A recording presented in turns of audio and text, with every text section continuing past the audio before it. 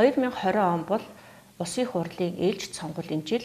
2019 онд Монгол Улсын их хурлаас баталсан сонгуулийн тухай хуулиар энэ удаагийн сонгуулийг зохион байгуулж явуулна. Монгол Улсын иргэний сонгох эрхийг хангах нь хамгийн чухал.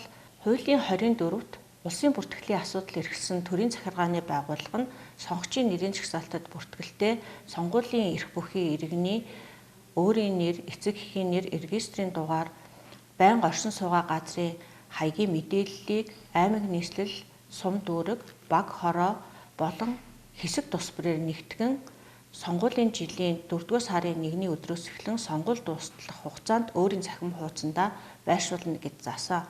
Хуулийн энэхүү заалтыг хэрэгжүүлж манай байгууллагаас өөрийн цахим хуудсандаа сонгогчдын нэрсийн жагсаалтыг байршуулсан. Энэ тухайга нийтэд мэдээлж байгаа нь сонгогч өөрийн мэдээлэлтэй танилцах боломжоор хангана гэсэн хуулийн заалтыг хэрэгжүүлж буй хэлбэр юм а.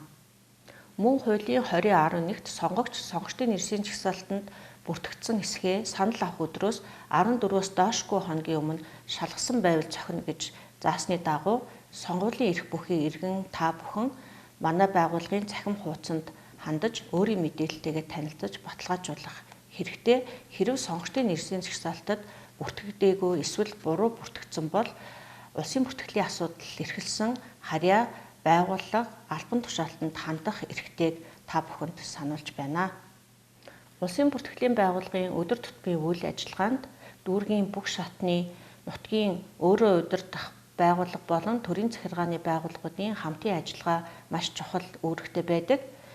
Дүүргийн иргэдийнхээ төлөө хуулийн хүрээнд бидний ажлыг ойлгож бүх талаар дэмжлэг тусалцаа үзүүлдэг дүүргийн иргэдийн төлөөлөгчдийн хурал тэргүүлэгчид, дүүргийн засаг дарга, түүний тамгын газрынхан болон хороодын иргэдийн нийтийн хурал, хороодын засаг дарга, ажлын албандынханд талархал илэрхийлж ажлын амжилт хүсэн ирье.